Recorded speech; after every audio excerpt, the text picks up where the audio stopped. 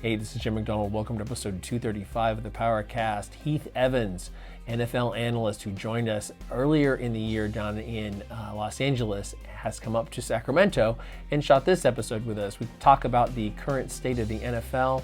We talk about the current state of his foray into the fitness and nutrition world.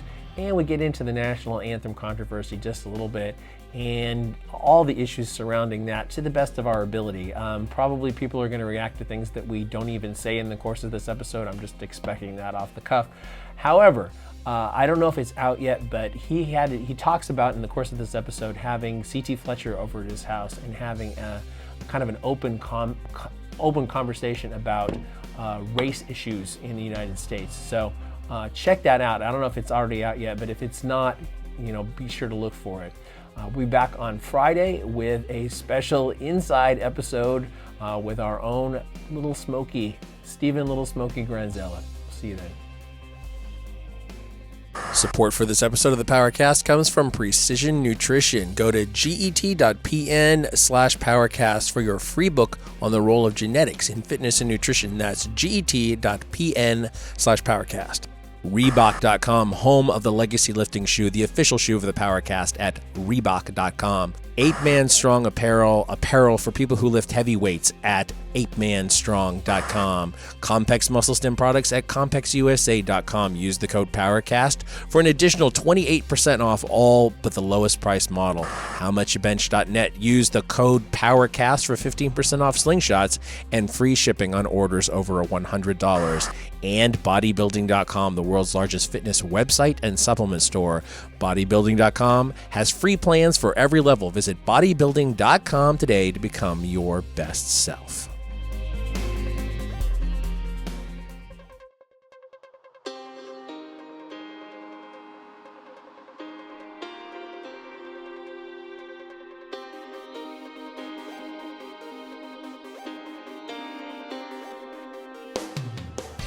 Recorded live in West Sacramento, California, this is Mark Bell's PowerCast. Standing just to the left of Jim McDonald, here's your host, Mark Bell.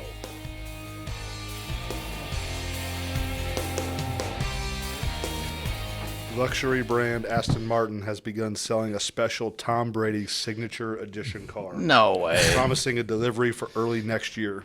The convertible, which features Brady's touches on the company's Vanquish S Volante model, is limited to just 12 total cars and will cost $359,000. Oh, my God. Is there a picture of it? Let's see here. Yeah, it doesn't have it. Oh, it does. Holy shit. There's 12 of them. So the thing My God. The car will sell from Aston Martin for $359,000, and then you're going to have 6 of the 12 owners that are going to put it back on the market for about $600,000. That's what happens with the Ferraris. Those limited edition Ferraris. Yeah. They're sold for $600,000. The buyer gets it and they drive it for 2,000 miles and they sell it for. Have you gotten into cars? Like I know, like a lot of the guys will get their NFL contract. Fullback money. Yeah, an Escalade. I've never owned that fullback money. I've never owned a new car before the one I'm in now, and I leased it, and that was the only reason. I always would find a deal. Because the cars depreciate, as much as anything. As soon as you roll off the lot. Craziness. So. That's nuts. So we've had you on the podcast here before. We talked a bunch about your college career. We talked a lot about your NFL career and Bill Belichick and some of the players you played with and all these different things. And we talked about, what's that crazy noise? Oh, is that the air conditioning finally coming on? I thought I had it shut off altogether. Well, I turned it on because it's just hot. So. Well, it's going to show up on the mics, though. That's okay. We'll just have to deal with it. Hey, beautiful people, the thing that you hear buzzing in the background is our AC, so we can think more clearly while we talk to you all. Anyway, so we talked about a lot of that stuff, and, you're now kind of transitioning. You played in the NFL for 10 years. You got to qualify transition. Yeah, every time. This day and age, we absolutely do. Yeah. Unbelievable. You're transitioning into the fitness world. So, what are you up to now? I know you're still with the NFL Network and stuff, but what are you doing now? Well, listen, it's something I love. I've always, you and I talked earlier today while we were busting the weights, is that those weights are the closest thing I can get to an SEC championship. They're the closest thing I can get to walking onto a field on Super Bowl Sunday. That competition drives me. That still kind of makes me tick. And I think the further I got away from the competition, the more I realized how much I missed it and I really needed it. I think it makes me a better dad. I think it makes me a better friend. It's been a part of me since my dad at 4 years old. We were like, we're going to wrestle in the garage, like whatever it is. We were competing, and so I think as your buddy and my buddy Michael Hearn brought me into this fitness world about a year and a half ago, I just think I see a niche where I can fit in and I can offer some good stuff to people that, it's not the power world that you minister to. It's not that crazy physique world that follows Mike that wants that freak show body. Right. But there is a whole buttload of male and females that have a 9-to-5. They got a couple kids at home like you and I do, that are the weekend warriors on their church softball teams or whatever it is that want a livable diet, that want a workout plan that maybe they can only get to 3 or 4 times a week that will give them results. And despite all the hate that's thrown on social media, you don't need drugs to do it. You don't need crazy amounts of time. You don't need a job at NFL Network, and you don't have to be a former elite level athlete to get results in the gym. If you're willing to put in the work a couple days a week, that 9-to-5er that has real life responsibilities and has got a wife I got to take care of and kids and flag football leagues and everything else, there's a spot and a space in the fitness world for these people. And so hopefully I can draw those people attention, give them some of my athletic background, and then really add in some of the stuff you've taught me here in the last couple of months, the stuff that Mike's taught me in the last couple of years of how you can blend the athletic world, the power world, and the physique world all together to have a lot of fun in the gym and get quick results. Yeah, to just maybe change things up here and there, not always do the same old thing. Absolutely. And we never run. Like, how many things did we create today in the workout? Yeah. You taught me a different angle on just even the triceps that were a weakness, and it was just playing around with a different angle. Timed dumbbell presses. My God, those are awful. Timed dumbbells. You want torture from hell? Thank this jerk. Yeah, he didn't really enjoy those that much. Nobody likes those. I mean, I think if we compare the tape, I did better than him, but I don't know. He did. He did. You did, whether we watch it backwards or forward or in slow motion. But I did get to go last. There's a true benefit of going last. That, I mean, it really felt like it was like ripping my shoulders apart at the end. Well, the slower, you're trying to go slow, you're like, okay, what's the proper pace for 2 minutes? And then there is no proper pace. The blood just flushes into some point those it just burns like a mother. Yeah. And so you know what? So I'm just going to close my eyes, think about eating a donut, and just get done. What you already said, makes a lot of sense, and it sounds to me like your thought process is I'm going to stay in my own lane. Yeah. And I'm not going to really, Michael Hearn has that. This guy kind of has that, and I'm going to kind of stay in my own lane. What you just said though, livable diet, that makes a lot of sense. And I know you switched your diet up recently. What are you doing? Well, it has to be, right? I mean, listen, you're running this crazy awesome company. You've got 2 kids. We've both got 13 and 10-year-olds at home. We got significant others we got to take care of. We had sex at the same time. That's craziness. not in the same room, not in the same state, but apparently around the same time. Oh my goodness! Another story. Listen, I'm ADD. I completely just lost my train of thought with this conversation. Sounds weird. We were naked at the same time. The livability, or maybe not naked. I don't know. Doesn't always have to be. Can we get off this subject? I don't know. Am I blushing over here? A little bit, just a little bit. I didn't put enough makeup on this morning. But you also said get off. So. Absolutely unbelievable. We can't get away from the conversation. Back to the diet. Listen, I've got a couple of buddies in this world that are absolutely nuts. Phil Heath, now 7-time Mr. Olympia. Him and Michael Hearn, they travel with their food and tail. We go to the movies with Mike, back in L.A. and Mike, why do you get your book bag? Well, he's got 3 meals for a 2-hour movie. That's never going to be me. Right. And the truth is, 98.9% of the male population just can't do that, or they're not. I'm not disciplined enough to do that, and I would consider myself a very disciplined person. So, I've gone more to the keto. You're calling it the war on carbs. Mm-hmm. I'm kind of loving this thing because I love donuts. I've never been a big bread guy, but I do enjoy savory food, and so what I've realized is that some of even the aches and pains that I thought were football related are diet related, and as I've taken my diet to high fats and this supposed to be medium protein, but I've got so much old stuff stuck in my head, I still boost my proteins up a little bit, that my body has become so de-inflamed and I feel so much better. And I've lost 15, 16 pounds of body weight and probably a little bit of strength over the last couple weeks. But at the end of the day, there's so much more I'm getting out of the new ranges of flexibility. My squat is so much better. My back feels so much better. Hips are just night and day. Like my squat in 4 weeks has literally probably dropped 3 inches, only because the inflammation in my joints, for some reason, whether it's water, whether it's whatever it was that was keeping them inflamed, is now gone. And I still have sausage, I have bacon, I have red meat, I have fish, I have chicken, I have all the vegetables I want. I get a couple what's servings. so horrible about that? I mean, really not for me. I mean, I can make meals that are savory and that have great taste and that I enjoy cooking and definitely enjoy eating. And the way I'm doing it is I still, with my body weight and size, I'm still taking in 2 cups a day of either blueberries or strawberries or raspberries. Get 4 tablespoons of some type of raw nut butter that, to me, it settles my sweet tooth. I can put it on a Granny Smith apple at the end of the night and go to bed. So I found a livable diet for me.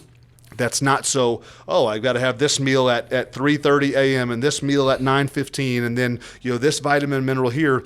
But with my crazy NFL Network job during this time of the season, livability is key. And so, I'm 26 days in now and feel really, really good. And so, I'm going to shuttle in carbs at some point, depending on my training and goals that we're setting and going after.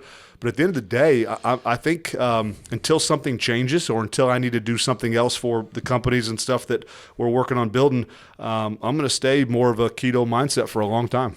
You messing around with any fasting or anything like that? It's funny. Yes. When I first started, you kind of jumped in on that fast that I was doing that one day. Exactly. I mean, did I even somehow did I have an option? Yeah, you're like, I got to jump in on it because O'Hearn did it too. And it was like, listen. I mean, it wasn't even a challenge. It was just like, you don't tell the guy no, And then like I get people from all over the country hitting me up. Are you doing that fast? And Mark, I'm like, well, yeah, because I got challenged to do it. So you don't say no to a challenge. Yeah, like tagged him, and that was it. He's like, oh shit. Yeah, I guess I'm fasting. Well, and the truth is, this product right here kind of helped me through that fast because Keto Fire. Yeah, I mean listen, when you just go 48 hours with just water, like if you're gonna do a real fast, I mean those are mentally challenging, and you got to be a tough-minded dude to get that done. With these ketones and this keto activator, there's a little caffeine that gives you a little bump, but there's that activation, I really believe, gets your body burning off fat. So the hunger that you were probably feeling without an activator was very different than what I was feeling, and so and even just the energy to push through a normal day of work with TV and all the responsibilities that I have, it made a lot of difference. And so I know some people are doing the keto diet without a particular activator, which is fine. I think this has just made a huge difference, keeping my energy, allowing me to really push through heavy. Our workouts are still hour and a half, 2 hours. Potassium and sodium and stuff. I noticed that's in the ingredients there, and it's a huge component to it because that's when you're going to start to really feel like crap, and you're not going to know why. Yeah. I mean, you might just think, it's because I'm fasted, or it's because I'm doing a keto diet, or it could be A, B, or C. But I think a lot of times you're not diagnosing it properly. You're probably not holding any water in your system. Mm-hmm. You may be drinking some water, but any of the water you're drinking, you're just flushing it back out because there's no carbs and there's no salt. And when you're not eating any food, you're not consuming magnesium, potassium, a lot of these other vitamins and minerals that you normally would be taking in. Yep, and that's experiential knowledge. And those are the things that are just, we always talk about, you can take your science book and shove it. Because until you take your body through it, until you try it yourself, whether it's a workout or a diet, that's what I admire about you guys that have been in this business so long. They've been there, done that. You can't teach what you don't know. And I don't believe you can honestly know something without experiencing it. And so many people try to take a book or a magazine article and they try to distribute knowledge. I don't think it's knowledge unless you know it for yourself. Because a diet might hit you totally different than it hits me. And the way my body reacts to something. And that's where I believe the teachability of this, especially in this world of strength and power and fitness. You got too many know-it-alls, and you got not enough true coaches, because the true coaches can say, hey, we're going to find out what works for you, Right. And I think that's the beauty of you diving into a little bit of everything, and you can figure out, okay, what is the best diet for Heath? Well, what is the best diet for you? What's the best diet for me when I'm trying to strength gain or when I'm preparing to run a 40? Different things. Anyone can pass along information. You can go to a course, or you can go, you can become a personal trainer, and you can pass along some information. It's pretty easy to do, but to give away true information, you have to be experienced, and that's what you provide as an NFL analyst. Being in the NFL for 10 years, you have a leg up on a lot of the other guys. I know some of the guys, you got Hall of Famers in there, Marshall Faulk and Dion and stuff like that too. So they have perspective as well. But you were X's and O's guy. You were someone that really studied it. So you could have kind of went into coaching, or you could have went into what you're into now. Yeah. I mean, listen, I was blessed to have parents that taught me how to listen and learn. You know, my dad always said, you can live and learn, or you can listen and learn. He's like, Heath, I suggest, you listen and learn. It's a lot easier and less painful. And so I always knew who and what I was in the NFL. I knew I was an overachiever. I knew I was an overworker, definitely overtrained. But I look around, I wasn't Randy Moss. I wasn't even mentally talented like Tom Brady. That guy, him and Breeze and Belichick, I mean, they are just mental geniuses, and I wasn't that either. But I knew if I took everything I could from the players as well as coaches, I'd probably have a chance with the athletic ability God did give me and the work ethic that my mom and dad instilled in me, that I could make it a long time, and that's what I did. And so I took all those jewels, most of them mental jewels, and then turned it into an analyst job now. But it's the same thing in this world. I mean, I can go through today, and I'll take notes on the way home of the things that I learned from you, not only form-wise, but even just things that we talked through. The goals that I set for the 315 on the squat for 60. I was going to prep at 330, and you're like, well, no, make sure you're training at 275 too, and training the different dynamics of all the muscle groups that are going to help you reach the 60 goal. So, and I actually got that from talking to you. Like 8 minutes earlier, you told me that you ran 2 miles in 11 minutes. Yeah. And it's like, why'd you do that? You never have to do that on a football field, right? But you wanted a longer duration, right? Yep, and so you always want to make the training worse than whatever it is you're trying to prepare for. Absolutely. Because if you can make it was like the conditioning test, People would always ask me, it's like, well, you're only going to run 20, so why are you running 30? Well, because if I run 30, when I get to 20, I want to be breathing heavy, and Bill Belichick will be on the sideline going like, look at that freak of nature. He's not even breaking a sweat. And that's what you're always trying to do, trying to find a way to impress the people that are your bosses that are over you. Yeah, you do drills or something like that in the off season, and you have a 30-pound weight vest on, right? I mean, you try to do days. Yeah, you try to do any and everything to make it worse, so that when the season comes around or whatever comes around, you're killing it. Or if you missed class in college, that's when that 30-pound weight vest. We had this thing at Auburn called the Green Monster. You'd love it because you're a psycho like me.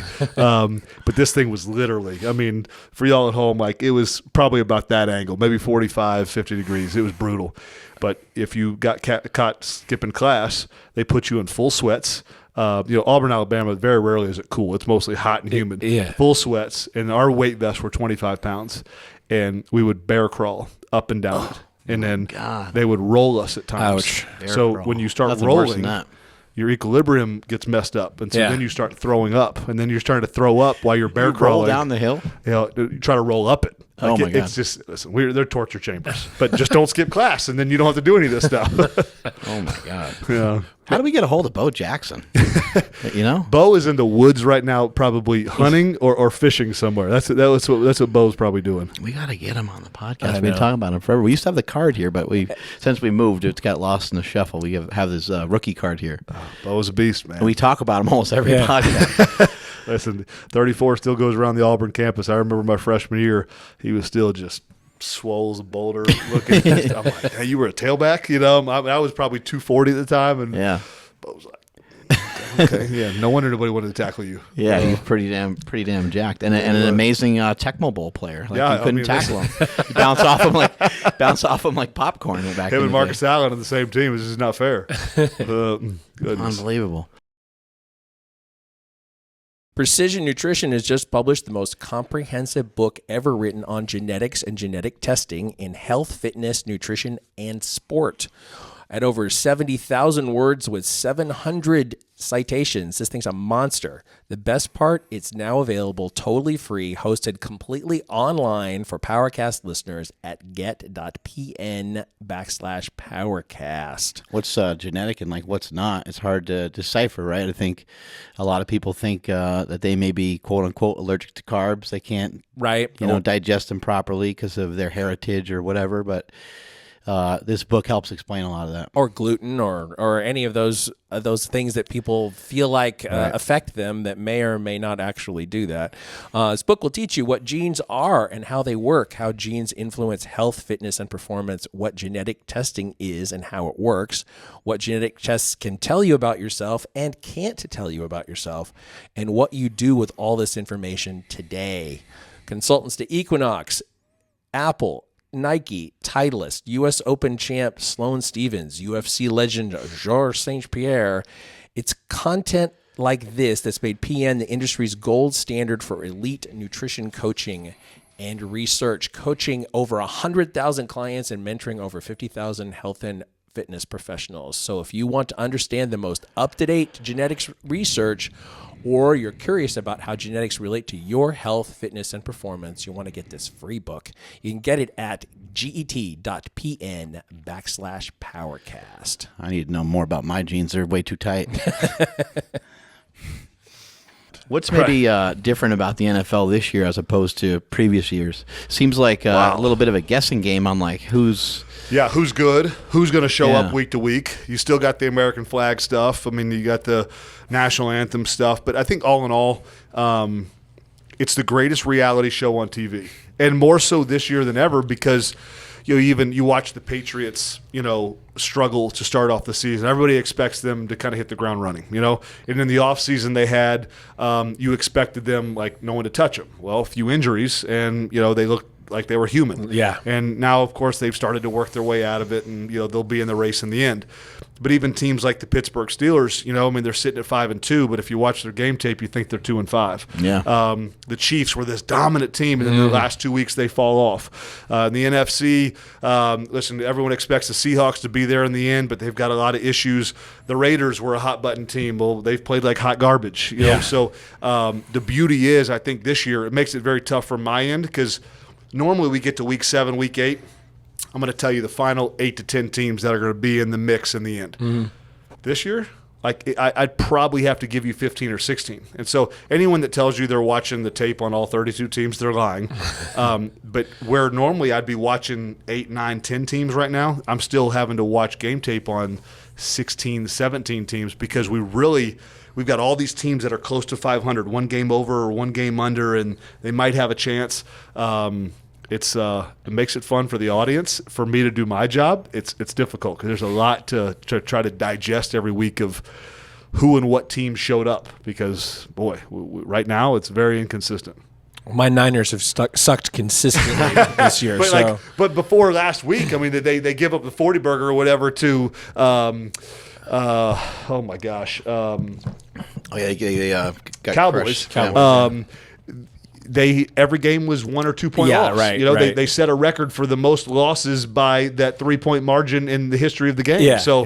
I'm a big believer in Shanahan. I think he'll get it turned around. John Lynch is a good buddy of mine. The mentality from ownership giving them that 6 years to get this thing worked out, or 5 years to get it worked out, is key. But the mentality of the GM and head coach, I think, is important, and I think they have it in line. It'll take some time. That was a very depleted roster, but they'll be all right in the end. You know what scares me about them is ownership because they built that big beautiful stadium in Santa Clara, except that big beautiful stadium in Santa Clara was designed to be built at Candlestick Park, and so they did not do anything about the sun. And if you're on the sun side, you die. There's no shade anywhere. There's no and that's where they put the visiting team. Yeah, and the fix let for them it. Fry, right? Hey, listen, I was at many of the old Sun Devil Stadium where the Cardinals used to play. That's the way it was. Yeah. That's sorry for the home fans. They just have to suffer. That's to kill the visiting team. I guess, but oh my God, it just. I mean, I know they needed to build it, and I know it needed to be built in a particular way, and there was a time element involved and all that stuff, but. It just seems like that's a lack of attention to detail, that's scary. I don't know. It's I won't ever be sitting there. I'll be sitting on the other sideline if I got to go. You'll just avoid that completely, huh? Absolutely.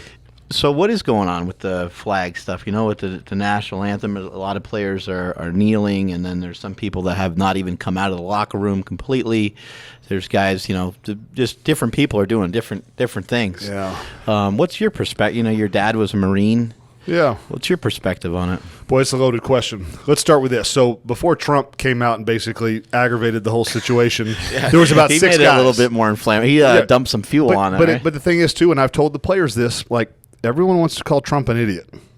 But let's remember, he won this election by being him and doing exactly what he knew to do. And he knew something that no one else did. And that's a mindset of the majority of the American people in the space of the country, except for obviously the left coast out here in California and Oregon, and then a few pockets up in New York. The bulk of this red country thought and felt a certain way, and he tapped into that.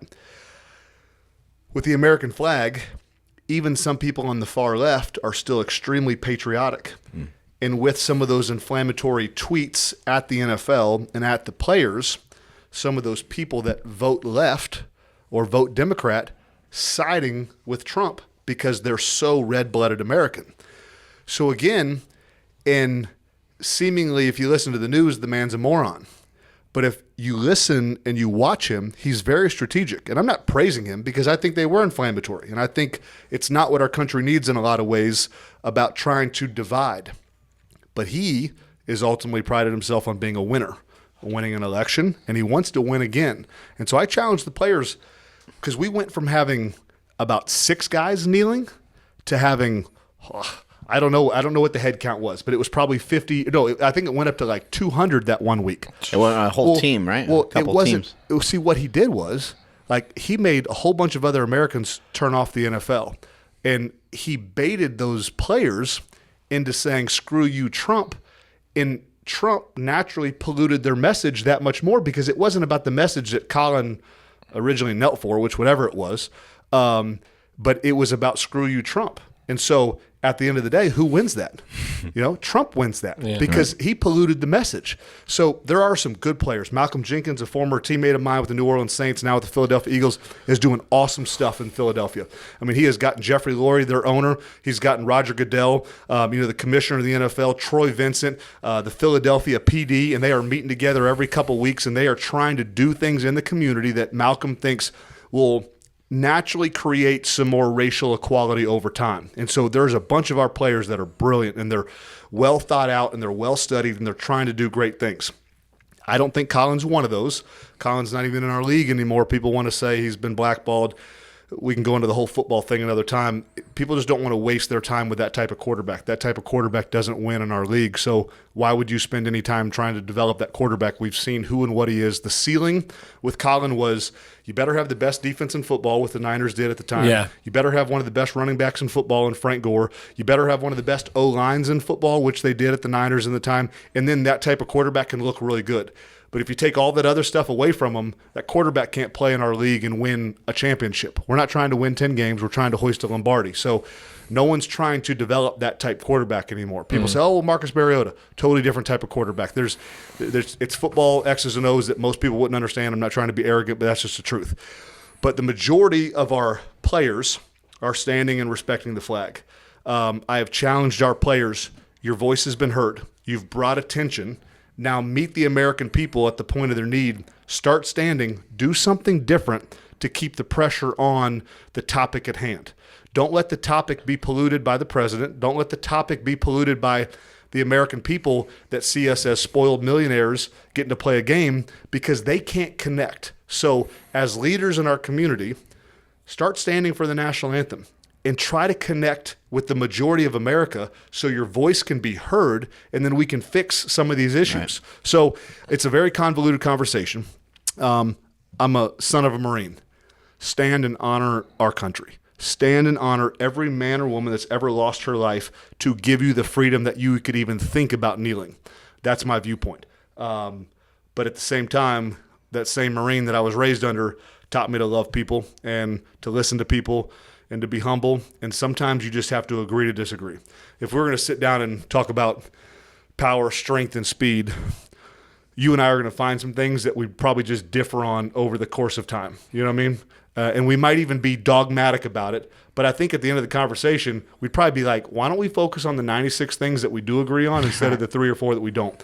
That's what the American people and these NFL players need to do now. They need to find some common ground and say, I'm going to humble myself. I'm going to listen to your story. The players need to do the same. And we talked about it a little bit ago while we were busting the weights. Michael Bennett, I'm a big fan of the player, and I'm honestly a big fan of the player off the field. But when he posts his Instagram quote or post a few weeks back about his arrest in Vegas, he told half the story. In Black America and white America, I don't think we're at war. I think white America doesn't fully understand Black America. Black America doesn't fully understand white America.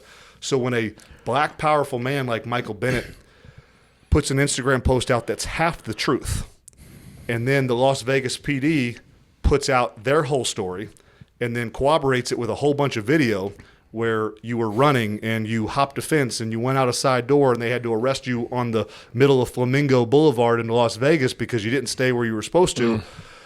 White America's like, see, they're all lying. Well, no, they're not all lying about their stories. There are some cops that treat them unjust because of their skin color, and that story needs to be heard.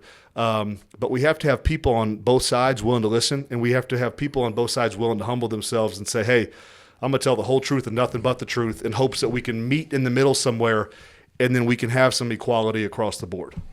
Yeah, it has to be not a wedge, I guess, is the best way to say it. Because not divisive. Not divisive. And as much as we'd like to see change on a national level for things like systematic racism or unfortunate actions by policemen who are maybe more concerned about personal welfare as opposed to public welfare. Yeah.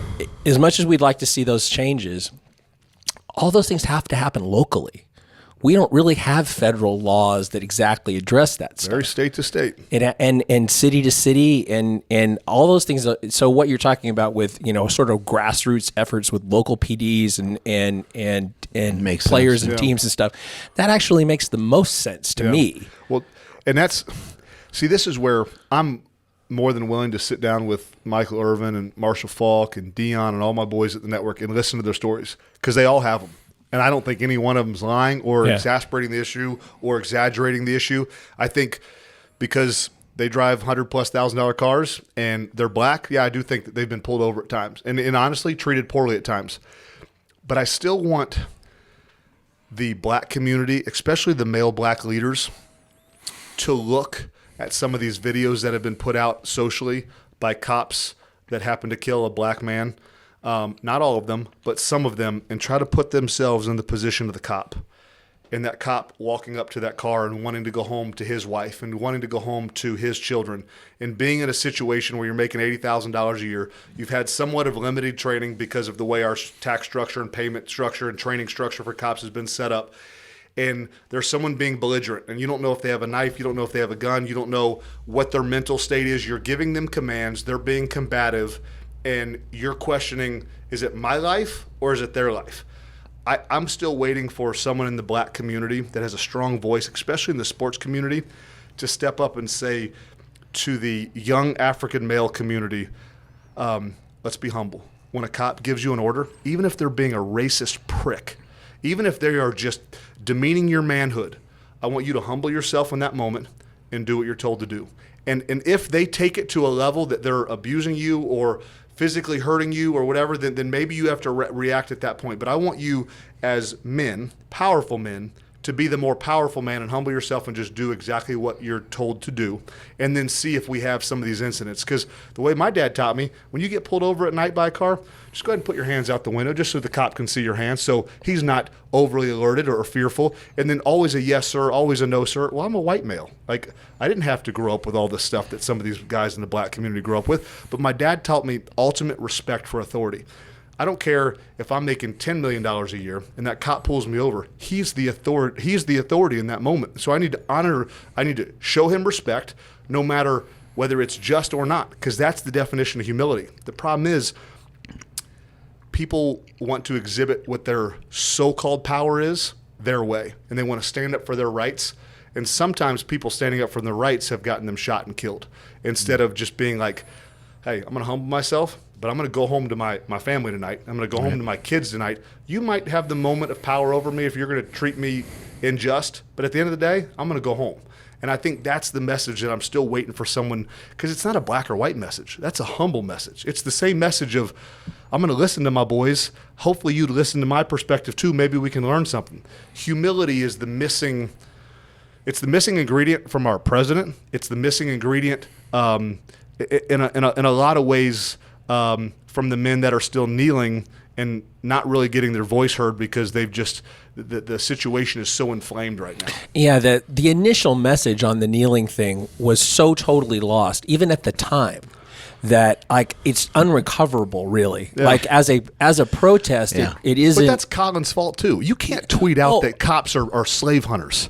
Colin, it frustrates me because like the guy's mind is so polluted in a lot of ways. Like, listen, if you want to stand up for racial injustice, great. And present the facts. And listen, I praise him the fact that he's given $1 million away and he's doing some good stuff. But you can't come out and say cops are slave hunters. They weren't in 1960. They might have been in pockets of America. Our original cops, they said, oh, Heath, go check your history. It was a parliamentary system sent over from London. It wasn't racist. Like, people have their own agendas, and their arrogance and their own agenda gets in the way. And that's what pisses me off, because we've been granted these positions of leadership in whatever field of influence we have. And our own pride and our own crap just gets in the way. Like, most cops, probably 95% of them nationwide are probably good men, risk their life every day for the three of us, no matter if we were white, black, Hispanic, Asian, whatever it was. And I'm sure there's a whole bunch of cops, some of them that got beat up in high school that wanted a little power, so I'll become a cop so I can, wield my influence some other way. Screw them people. There's always going to be evil people in the world. Cops are not evil people, and you can't tweet out that cops are slave hunters. That's exactly what he did. He lost my support at the time, and he inflamed America. Blue America that support for us, that fight for us, that protect us. Sorry, I got off on a tangent. That stuff. He was after a good thing. Where it came from, I don't know. I've dug into it. I think I know, but I'll just leave it at that. So. Yeah, I think initially, there was, at the time, from what I recall, there was maybe 2 incidences where there was African-American males, I think, shot or killed by police officers. One guy I remember got shot, I think, in the chest. He was like on the ground, and there was like video, cell phone video. I don't know. Just there was a handful of things like that going on at the time, and I think that originally was where the protest started. Yeah. And then, like you said, it's not recoverable at this point. Nobody knows what anyone's even doing. Nobody knows what it was. Nobody knows what it's about anymore. Yeah. That's unfortunate, and it's such a shitty issue. I've certainly known a number of people who've been in that situation, and as a white guy, was pulled over at one point, and because I didn't say exactly the right thing at exactly the right time, the guy treated me like an asshole. I'm as white as I can possibly be. Yeah. So it's some of it is that mindset between power trip. Yeah, power trip. And that doesn't work out well for the cops. I mean, if I agree on the message of humbleness, but I think that cops need to remember that they hold those people's lives in their hands as much as it is the other way around. And they shouldn't, you shouldn't have to walk away from an encounter with a policeman or woman feeling like shit if you didn't do anything wrong. Well, yeah, no, and I'm sure those situations do exist. I personally, I've never experienced one where, a cop is, and I've been pulled over a lot, and I'm somewhat of what they would call an aggressive driver. But again, guess what? When they pull me over, they're like, do you know why I pulled you over? Yeah, because I was doing 90 and a 60, and I'm in the HOV lane, and I wasn't supposed to be. I'm sure that I probably didn't use a blinker a couple times. I'm sorry, officer. Here's my license and registration. Like, it's not going to be like, why'd you pull me over? You pulled me over because I was breaking 7 different laws. So. I know we have a lot of military, a lot of law enforcement, a lot of firefighters and stuff that listen to the show, and we have ultimate respect for all those people. That's really not what we're talking about here. We're talking about the few people who make things so much more difficult for everybody else. Yeah, for sure. And I hope my opinions are my opinions, and I firmly believe, like, at the end of the day, I would want people to be like, you know what? Heath has some screwed up thoughts, but you know what? If I ever met him in person, he's probably going to love on me. And and that's just the truth. Like, I don't mistreat people. That's not true. If you mess with my daughters, I'll mistreat you in a heart. I black out. I'm not responsible. What happens when you disrespect my daughters? But other than that, I'm good. So.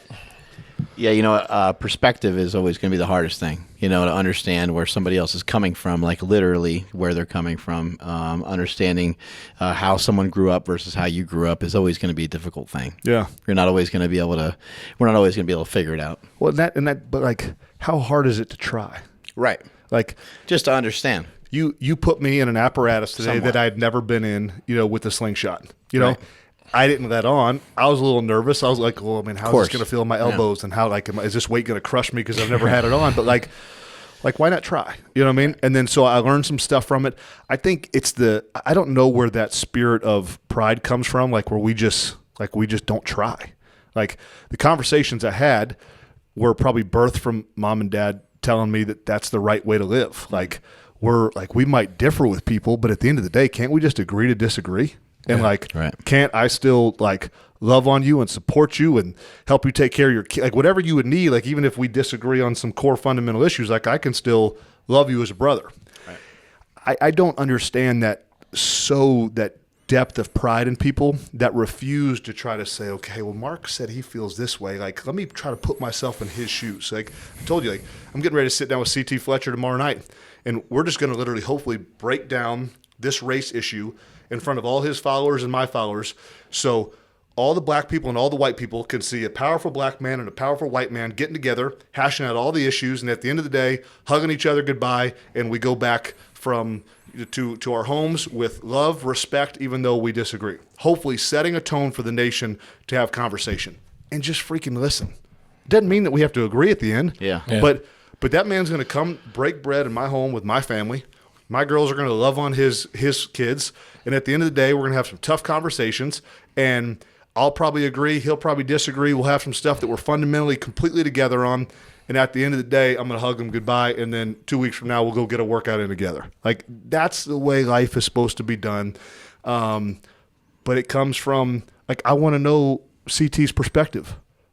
He was in the Army. He grew up in Compton in the 60s. He is a strong black man.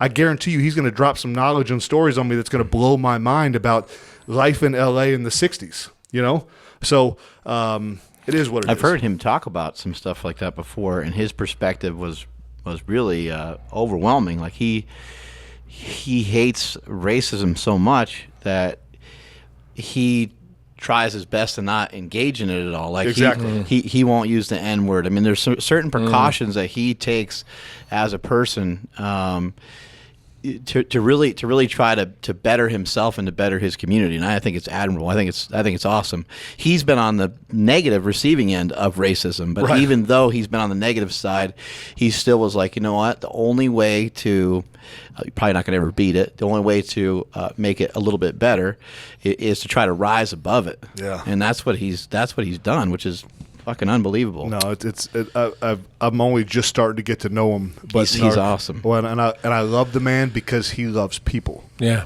and he was telling me about his upbringing. He can't hide that. Well, yeah, and when you're around him for 2 minutes at one of these fit expos, wherever it is, man, CT, you're just a different dude. You're a strong man. And our world's definition of what strength is gets so screwed up this day and age.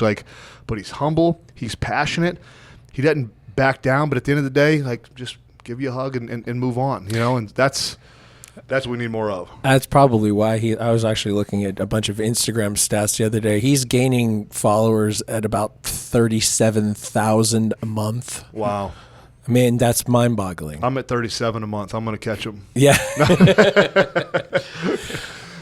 No, he's a good man. But he told me a story about a week ago about how his mom just said, no matter what, you're going to love people. And you're going to choose to do it even when they mistreat you. And the ones that mistreat you, you're going to love them harder than the rest. That's just a message that we don't ever hear anymore. Yeah. And he grew up in somewhat of a Christian religious home, but that message, he just said, mom and dad lived it. His grandparents lived it. And so that's that same message that he's still taking to people now. And it's no wonder why he has the impact that he has. And his dad was so hard on him that he's the opposite of that. He just gives love to everybody all the time. Yep. Well, it's amazing. It builds character, and there's many different ways that someone can have their character built up from the time they're a kid. With you, it was your dad, your mom, and your dad being very supportive of a lot of the things that you did. Your dad being kind of crazy and taking you in the basement. And Mom was crazy train. too, though. So, it's funny. On Friday nights, varsity football, they kind of like switched roles. Like, Mom, if I laid on the ground too long, she'd be like, "Get up, Heath, you're not hurt." My dad's like, everyone thought my mom and dad were having like marriage issues because my dad would sit up in like the corner of the bleachers, like with his hand in the air, like praying for me the whole time. And Mom was like by herself, and there was like this radius of about 3 yards where no one sat around her because she was too loud and crazy. But yeah, Mom was nuts, but she loves her football, so don't get into the NFL game with her. But yeah, them garage workouts with Dad, it's a Marine Corps mentality, right? No quit. And with CT, I know his dad, I think was pretty abusive to him. You said that your dad was very strict and very straightforward with you, and he expected you to like be a certain way. A lot of people, like, again, going back to the thing about perspective, unfortunately, CT was abused, and that helped build character. Sometimes something negative can build something positive, and you had probably more positive reinforcement than he had. But some people don't get that. Yeah. And that's where the perspective needs to happen, and that's where people need to try to understand each other better, and need to kind of just look and say, maybe that person just thinks that way because they're so vastly different from me. They were brought up differently. They don't have, maybe their morals aren't necessarily bad. Maybe they're just different. Yeah. Well, and listen, those are those life questions that we ask all the time. This might sound calloused. I hate giving people excuses. Right. And so I will show empathy. I agree. You can't act shitty. Yeah. I will show people empathy and even sympathize with their lot in life to the point I meet them, or to the point in life where they come in contact with someone like CT, or someone that can offer them a message of change that then at that point they're responsible for the knowledge they just heard. So many people, especially this day and age, because of the way the government, I think, has been set up flawly, that everybody wants something for free. Everybody wants their handout. I'm owed something. We're not owed anything. If the greatest message my mom and dad ever probably taught me was just that. Like, you get, outside of a biblical perspective in life, you basically, a lot of times you get what you work for. You get what you deserve. And I think the game of football is that way. What you work for, if you didn't study, it's going to show up Sunday. And so you earned that. If you busted your butt, it's going to show up. It doesn't mean you're always going to win, but you'll be prepared. And I think life is a lot of that same way. With social media, with the stuff you guys do on the podcast, the YouTube videos, the information that we can glean from leaders in this world, there's no excuse for people not to keep pushing forward. I can think of an excuse every day to stay in bed. I can think of an excuse every single day not to help Ava and Naomi with their homework. I can think of an excuse when the network offers, hey, so-and-so didn't show up, will you take their spot? Well, Dad taught me, I don't know, any opportunity, you just take it. But every single time there's like, I don't want to work. I got the greatest job in the world. But that natural, lazy human nature is in all of us. But again, I don't ever want to sound callous to someone that's had a much harder life. But at some point in time, you got to put a stake in the ground and say, like, I'm no longer doing that. I'm no longer thinking like a victim. I'm not going to let what my dad did to me or my dad not being there or growing up with it, whatever it is, there's always going to be an excuse. Like, there was 15 excuses not to hop on the plane last night. I was beat down, tired. I've got all this other stuff going on, but I was in hopes one person, one kid hears this. Life changed. That next kid might be the next president of the United States. That next kid might be the next Tom Brady that can financially impact a whole world, that can build wells and give kids water. Like, we have no clue where our influence goes, but if their thinking is such that I've got a gift and I've got something I can do to impact this world, like, life is just rich and it's a blessing, but you got to get your thinking off yourself. And I think that's the biggest issue, is selfishness, in the sense of like, we want stuff for free. We want things to be easy. Man, that 800 pounds you've had on your chest at time ain't easy. You've had 900 plus pounds on your back. That ain't easy. It's just, life's not easy. But the natural human nature is like, I just want it easy. And that's where leaders in every community, male and female, got to keep pushing kids out of laziness, because ultimately we have a lot to do with choosing our destiny. Not everything, but we have a big say-so in it. How do you fight being lazy? Do you almost, because I think, at least for me, the way it works for me is there's still a lazy something in there. Absolutely. There's still a lazy piece of shit in there somewhere. Yeah. But I usually just try to do the opposite. Yeah. How do you combat it? I write things down a bunch where I have to see them. So like right now on my mirror in my master bathroom, I have things like you can't teach stupid. Whatever your shirt. Can't coach stupid. You can't coach yeah, stupid. I don't ever want to be in that category. But just even thinking about the word discipline will constantly intrigue me to press for it. Because I think we all have areas of laziness that we're all, and sometimes in my areas of laziness, I've learned to delegate. So my boy Joel sitting right behind me, like there's just things I suck at. And I'm like, I'll get on to him. I'll be like, listen, you got to tell Lindsay, because if you don't tell Lindsay and she doesn't put it on a calendar, I'm never going to do it because I'm just not going to remember. Like it's not even an area of just being undisciplined. It's like I have weaknesses and flaws. Right. And so my weakness is I need to delegate to other people. You know what I mean? And obviously sometimes you get asked for help. You know what I mean? I was standing here thinking the great leaders I've ever been around, most of them are masterminds with a whole bunch of people that come around them and prop the mastermind up. Like it like they say, it takes a village to raise a kid. Like I think you look at all the great companies and the great CEOs. My buddy that owns Top Golf, I mean, it's a $4 billion business now. His team around him, like it's amazing what he humbles himself to do, in the sense of like, I can't do this. I need you to do this. Otherwise, I can't be what I need to be for this company. His wife, his kids, but there's an aspect of help. I need help. So I have discipline. The second thing I have written up there right now is quality only comes with quantity. And that's more for my girls right now. Ava's 13 and Naomi's 10. People are like, oh, you got to have quality time with your kids. Well, with kids, quality only comes with quantity. You got to have a lot of time with them to get those quality moments, especially with daughters, where they'll put their guard down and say, Daddy, so-and-so at school made fun of me, or whatever it is, with two girls. And I've been a single dad now for almost 4 years, and I've had them the majority of the time. And I get lazy thinking that I can rely on past experiences still to connect to their hearts.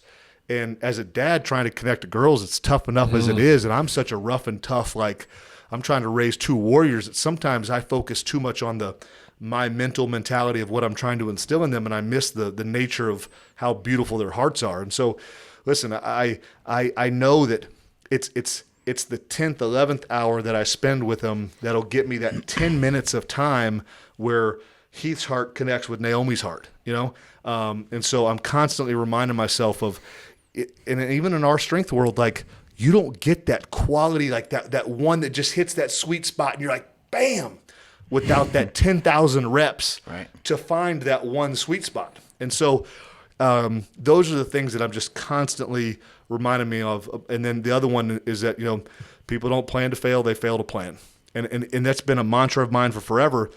But in how busy I've gotten with the NFL Network and trying to inspire people and trying to write programs for the everyday average Joe, I've not set up goals for myself. And so I literally just got done mapping out a 4-month assault, hellish training cycle to reach 2 goals that I've set my mind to get. And so those lazy areas, I delegate. And I keep that word, but like I'm telling you, at times I'll have them stamped on my my wheel, the driver wheel. What's the word I'm thinking of? Steering wheel. There we go. Concussions. I'm just playing. That's not the problem. I'm just dumb. But bathroom mirror, kitchen, and then at work in my locker, like I want to see those things, because for someone like me, if I see them, I can't ignore them. And then my workouts, like the rep to the T, because if I have to look myself in the mirror at night and I can't put a check by everything that I was supposed to do, it makes me feel like complete trash.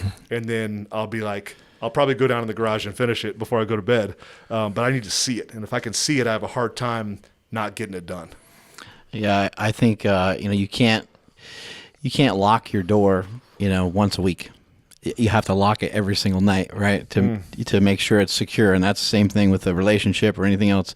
It has to be something that is worked on every single day. It has to be something that you, and literally too, to like, you got to fucking block people out.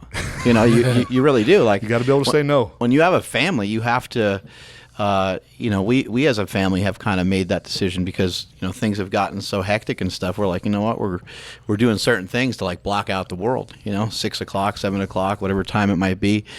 We put our cell phones away. We try to do certain things, make sure that we're present, make sure that we're doing stuff together. I wonder why you didn't text me back last night. See? It's excusable now. Blocking you out. Now you feel bad. Right? Yeah, I do. Actually, sorry for calling you that on the text. Yeah, actually, I was hanging out with my daughter, which was really cool because my son is 13, and so I've been paying attention to him a little bit more. He's, you know, becoming a man, and like I'm trying to, you know, mentor him and make sure that I'm around for him and whatever he needs and stuff. And then you know, I've been out of town and I've been busy and been doing different things, and so my wife took my son and did something with him, and I took Quinn and did some stuff with her, and we went on a walk, and we were just having fun, and we were just laughing. I mean, she made up some stupid word. She was just in the middle of a sentence, and she went to say scenario and situation at the same time, and she called it like a situationarium or something. And I was like, what the hell is that? You know, but that's something that we'll remember. And she brought it up this morning. We both started laughing about it again, and you know, it's just cool. And then you hear their perspective and you hear the different things that they're learning, or maybe it's something that you told them a while ago that they're like spitting back out to you. And again, you're like, oh my God, like all this stuff's like sinking in, like all this stuff's coming together. Like, this is really cool. Yeah. And it's funny, like, blows your mind, right? I think it's one of the best things about parenting, and it's the parenting job never ends. You know, like you're parenting Quinn.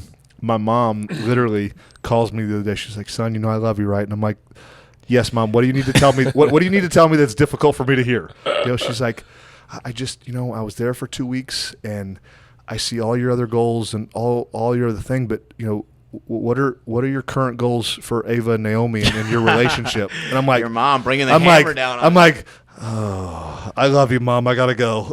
You know? But like, in the moment, I remember like that like moment of pride kind of welled up in me. Like, I've got it handled. Of course, I didn't say it, but like very quickly, all the other life lessons that Dad taught me about, no, when you start feeling prideful, that's only because you heard something you needed to hear, and it made you feel like you haven't been getting the job done. And it was just that subtle, loving reminder from my mom that literally made me go upstairs and on my board write, you know, quality I can only picture comes you, with quantity. I can picture it says like 500-pound bench press. I can picture you crossing it out and then putting daughters underneath it. You know, and then I also have on there, I forgot, you know, turn your cell phone off. You know what I mean? Because like the thing never shuts up. People from work, like, you know, they want to add me to a different segment every freaking day, and like it's work that takes away from Ava and Naomi, and those are important things that, you know, you just got to be willing to do. Yeah, so where do you draw the line sometimes? Because, you know, you're trying to teach yourself not to be lazy, and you're writing discipline down. You're getting yourself all fired up. You can think of it as like a football game. You can get the eye paint on. You can get all ready to go like you're going to play a football game, and you can take on every day like that. At the same time, that's a pretty stressful way to live your life. It is. And so where I'm at right now, I tell the girls I'll sacrifice sleep over anything else, because I think it's important. They know they're going to get my priority. Like they'll be the focus. Like we'll do school, we'll cook, whatever we got to do, we're going to do. They also know that Daddy is appreciated at NFL Network because I never turn down work. A lot of the attitudes in our business is, oh, I'm paid, call it $500,000 for 90 days or for 125 days of work, and I'm only going to do those 125 days. And the rest of the time you're in Hawaii, you're doing whatever exactly. else. Yeah. And so players were like, no, you got to pay me more. I've taken the attitude from my dad of like, I don't know, the company is in need, someone else canceled, you go fill the void. So I think it's very important for Ava and Naomi are at 13 and 10 to know that their daddy is going to outwork everyone else, and that at the end of the day, the type of man their dad is going to win in the end. There's someone more talented. There's going to be someone that's better at TV. There's definitely better fullbacks and better football players, but nobody's going to outwork their daddy. And if they can grasp that you might not be the best, but you can probably outwork 99.9 of all the other people around you, you're going to be hugely successful in life. And then with my fitness goals and the stuff that we're just even trying to do through social media and encourage the masses and strengthen people, like they know that's a priority. And I try to raise the daughters with the mindset that life is never about us. And when it comes to me, life's never about me. It's always going to be about other people. And the happiest people I know are the ones that are constantly thinking about other people. We live in this day and age where this self-love mentality is all over freaking Instagram. I don't even know what that freaking means. The people that I know love themselves the most and spend all their time on themselves are the most miserable human beings in the world. The happiest people I know, I talked to you about the CEO and the owner of Top Golf. The man gives away 90% of everything he makes. Wow. He works to give away hundreds of millions of dollars a year because he firmly believes that his giftedness and his talent is not about him. He believes that he was gifted with a great business mind and all this creative ability to literally bless other people. And he spends his life trying to give his money away.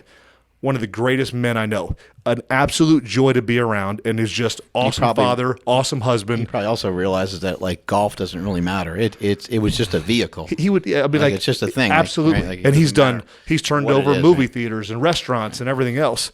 But I want my girls to know they're always first, that daddy never turns down work, and that this fitness world and my goals and stuff here, yeah, I enjoy this, and it's a release for me.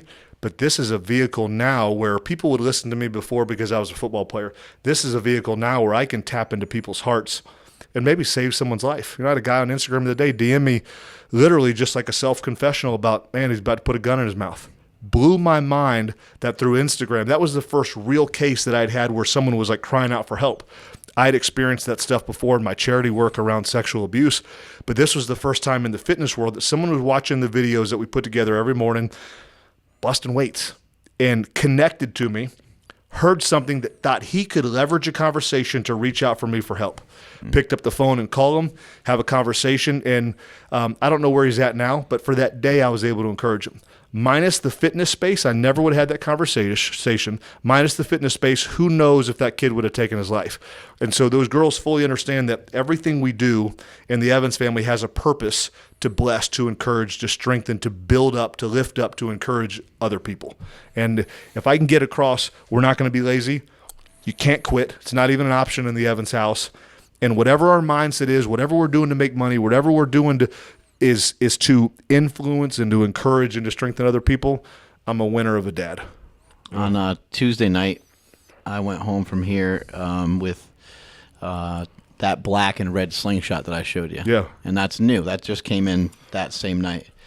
And I went inside the house and I sat everybody down and explained to them what it was. I'm like, this is another invention. This is a patented product by this family, and this is what this product is doing for us, and you guys are part of it, and we're all going to go out and celebrate. And the kids jumped up and they were like, yay, okay, let's go.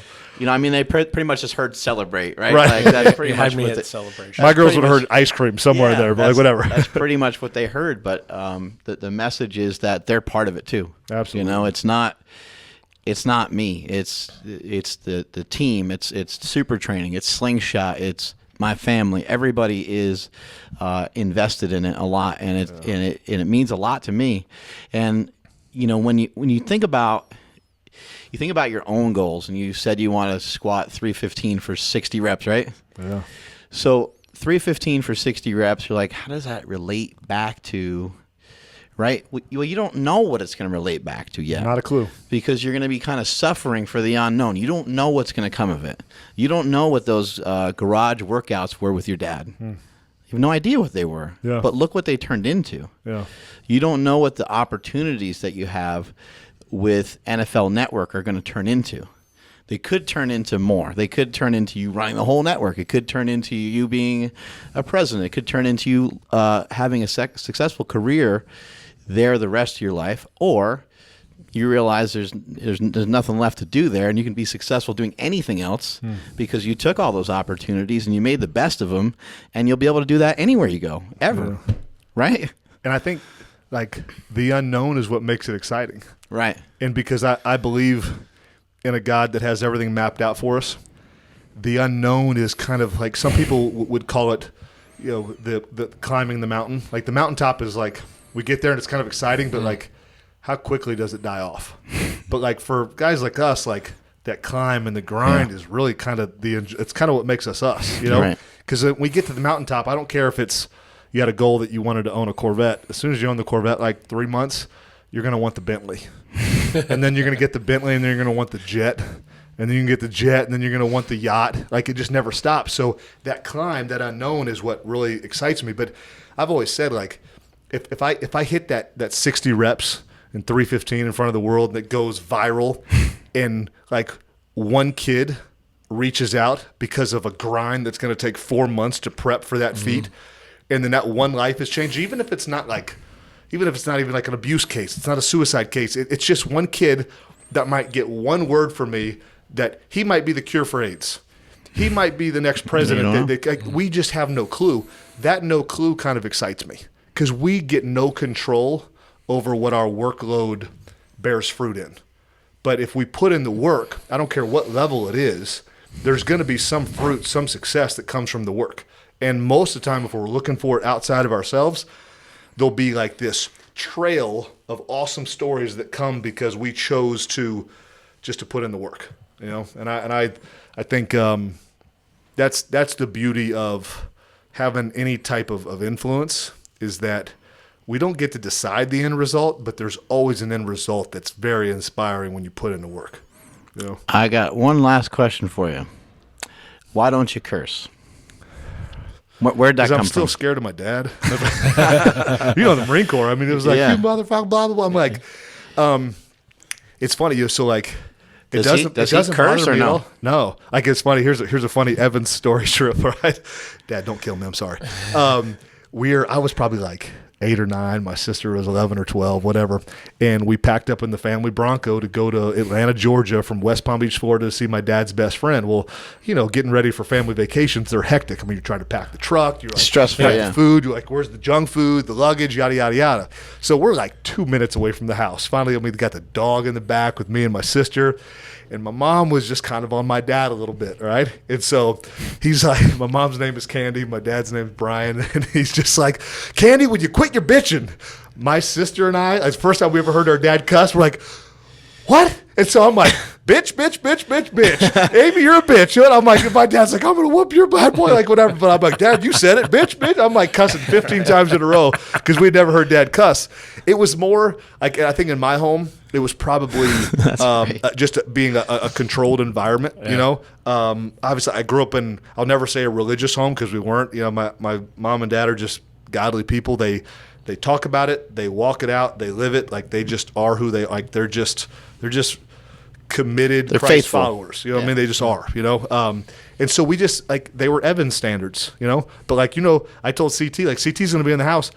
Ava and Naomi are going to be there. Like I don't expect him to change anything because I will never be the one for myself or allow my daughters to judge someone by the way they look, by their outer exterior, by the way they talk. I want my girls to judge people by their actions. And people's like, oh, we're not supposed to judge people. No, we are supposed to. You're going to hire a babysitter, you're going to judge that babysitter's character before you let him into your house. I'm going to judge the person that I let build my house. I'm going to judge the next woman that I call Miss Evans thoroughly before, like we judge people based on their actions. And so when CT comes in my home, like I'm not going to ask him to clean up his mouth. I want him to be him because I believe the power in his message is pure, it's faithful, it's been lived out, and it's going to encourage masses. And so to me, people are always like, oh, there's a right way and a wrong way to do things. Maybe not. I do believe there is one fundamental truth in life, and that a lot of people try to create their own moral code, and I think that's why our society is so jacked up.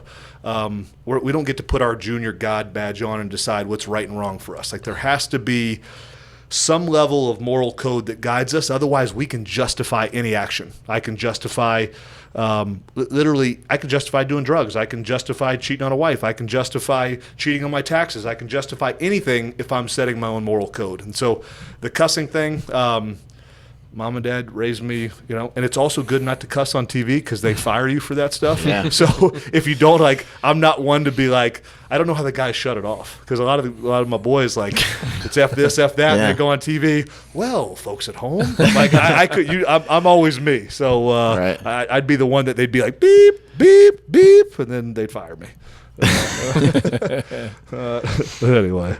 Did that even answer your question? It did. Yeah. It totally did. Tell us a little bit about the company you're getting involved with. Is it Innovate? Is that right? So Innovate is one that I'm a part owner in. Business. Business is tough, and so we've kind of gone through some transitional phases. A buddy of mine that's been in this nutrition space for 20 plus years was a former owner of Garden of Life, which is a huge mover in the organic space. He sold it a couple years ago, made a killing. Now he's launched Ancient Nutrition. I have teamed up with him. They're going to help us with Innovate moving forward. But they have some awesome products. It's Ancient Nutrition, and I've been on the keto kick with you. This is one of their products called Keto Fire. If you're on the keto diet, I promise you this will take your gains and spike it by about 25 or 30%. It's a must-have. The cleanest products on the market. They're organic. They're food-based. And it's there's a lot of history behind Jordan Rubin and why he founded Garden of Life. The guy was about to lose his life because of Crohn's disease. American doctors wanted to cut out 13 feet of his small intestines. He literally figured out how to save his life with food, and he wrote a New York Times bestseller called The Maker's Diet that's still kicking butt and taking names. Founded Garden of Life out of his own garage. It's now a $500 million company. And I've heard of the book before, and I remember that company. They have like unique products. They sell some stuff that's a little off the wall where you're like, how does that work? But then, come to find out years later that there's a lot of research backing a lot of these things, because the guy nearly died. He had to figure out, it was like life or death for him. Yeah, his belief is food is medicine. Yeah. And he lives. I mean, I think literally at one point I remember them selling something that was like the equivalent of dirt. Oh well, no, they sell a lot of different soils. It had probiotics in it, and then I remember reading in the book or hearing something from the book where it said something to the effect of. A lot of children nowadays have asthma because they don't play outside because they're not getting like we need dirt, we need soil, we need some grime in us. Yeah. Well, that's where antibiotics come from. And there's been a lot of research to prove it. So he's onto something. Yeah, I'm excited about what we're getting into moving forward. I think there's so many extreme products on the market that may or may not serve their purpose. I do believe in going about things in the clean way, and I think that overall health and wellness is ultimately why I stay active in doing the things I've always done since I was 8 years old in my dad's garage. We see so many former players stop being active when they retired, and the end result isn't good. My body has known one thing, and that's activity and running and jumping and working out and wrestling and fighting, and so we go wrestle and fight with them weights like it's a bear and get after it every day. The nutrition and training and all the stuff you've done, all the preparation to play college football at a high level and then to ultimately play in the NFL has led you to make it through all that pretty safely. Absolutely. Right? I mean, you got like bumps and bruises. You had a surgery here and there, right? Yeah. But like one knee and 10 years in the NFL and one ankle and 3 years in the SEC. So we hear bad. so much about concussions and stuff like that. Do you think strength and conditioning and more knowledge on nutrition and stuff like that could really make a big difference? Absolutely. I think anytime you prep your body for the awards getting ready to go into, you have a better chance of coming out unscathed. I believe the concussion issue is mainly a nutrition and hydration issue. We live in a day and age where water is the last thing we drink instead of the first thing we drink. The milk all of us grew up on is not the milk we have today. You got to fight to find good fats and good healthy stuff to put in your kids' guts. I believe when the gut is healthy, the brain will be healthy. The gut gets jacked up because of bad food, so therefore it's not properly fed and the brain isn't getting the nutrition that it needs. So food and water. Listen, there's all kinds of studies. Don't take my word for it. Go do the research yourself. But I believe dehydration is not only the biggest cause of concussion, but I think it's the biggest cause of the majority of the diseases that we're fighting as a human race. Yeah, and I think also too, if you're fast enough and strong enough, you'll probably be in a slightly different position where you might be able to protect yourself a little bit better. If I see someone someone's going to tackle me, if I can kind of see it out of the corner of my eye and I can react to it, I'd imagine I'd get hit a lot less, right, than if I don't see it at all. Like, I'm out of shape, I'm tired, it's the fourth quarter. That's a good viewpoint. And Ray Lewis just levels that ever-living crap out of me, right? Yeah, I do. Listen, I never really thought about it that way from the sense of putting yourself in a peak physical performance for protection from head injuries. But the truth is, I think the better conditioned you are, the quicker our mind thinks. When we get fatigued in the weight room, how quickly our form goes to crap. Well, a lot of avoiding concussions is just that. So the truth of what you just hit on is very, very true. Being of sound, mind and body in the fourth quarter when you're fatigued and beat down, and being able to control that 1 millisecond decision to tuck your head a certain way or hit a player another way.